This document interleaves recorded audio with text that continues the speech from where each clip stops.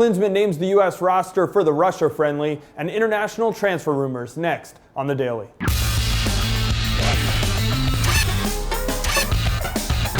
Welcome to The Daily for Tuesday, November 13th with Simon Borg. I'm Jason Saghini. Jurgen Klinsmann has announced the roster for the U.S. game against Russia on Wednesday. And as always, when Klinsmann announces a roster, there's plenty to talk about, Simon. We'll start with Timothy Chandler being included on this roster. This has been a point of contention for a lot of U.S. fans. They don't know if Chandler is committed to the U.S. team, but now it seems to be the case. Well, he's yet to play in an official FIFA competition, so he's not yet tied down to the U.S. This will be yet another friendly. He's still not tied down, but he says he is 1,000% committed to the program now, so you got to take him for his word. But Chandler, a player that really is underestimated, I think, in a lot of circles. He doesn't grab the headlines because he's a right back, but at right back, he's put in some unbelievable performances, just dominates that line. So this is very important if he in fact now is part of the team long term. Yeah, the U.S. looking to find that replacement for Steve Cherundolo down the line. Great right back, maybe not a mathematician, Tim Chandler.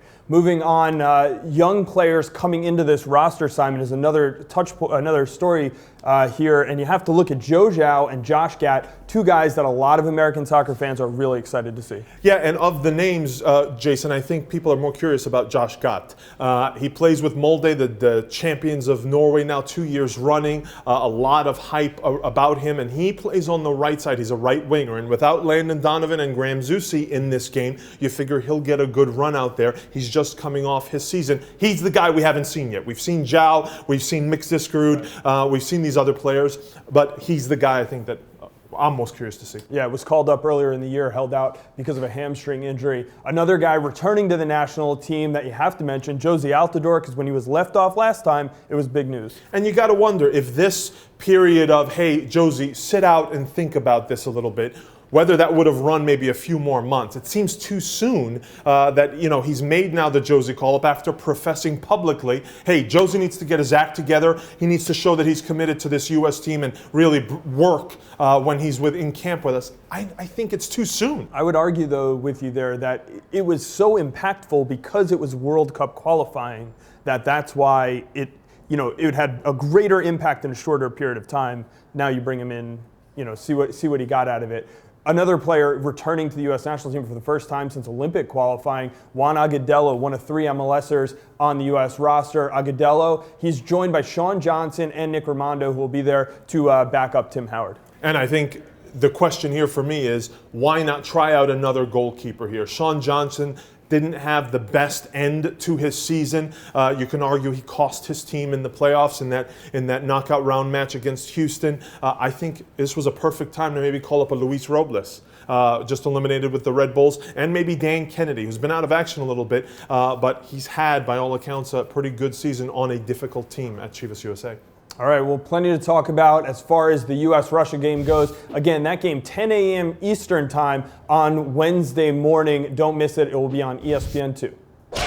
The offseason has already started for plenty of MLS teams, but as January approaches, we're going to hear rumors, Simon. And right now, the biggest name in the news, I think, is Frank Lampard, a guy that a lot of people thought was going to end up with the LA Galaxy in January. Now we're hearing from the chairman of a team in China that Lampard will be headed there and he'll be the captain.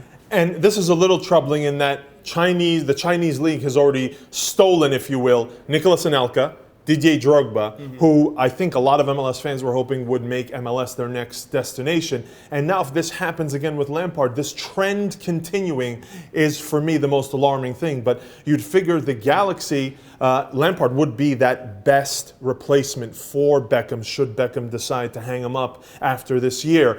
So this would be a real blow, I think, to LA should it happen. But the trend of these big-name players moving to China is what's concerning to me. Yeah, a lot of money being thrown around there. And another guy you mentioned, Didier Drogba, coming out and saying that he wants to come to MLS in 2014 as a 37-year-old, Simon. I know you put up the Rumor Central note on the site, and I got to call you out for that because I don't want anything to do with any 37-year-old who's saying, oh, yeah, I'll come to MLS. Now, don't get me wrong. He's a great player. I'm sure he's in great shape. But why are you going to invest that kind of money in a 37-year-old player? Why are you judging by age? Why are you looking at his date of birth to judge the player? This is only a year away. So, I mean, he's still, and he's probably going to play in the 2014 World Cup as well. And he said he will play with his national team, with the Ivory Coast. So, look, if he's still playing at a high level, and by the way, that World Cup will be the testing ground. Sure. Why are you judging on his age?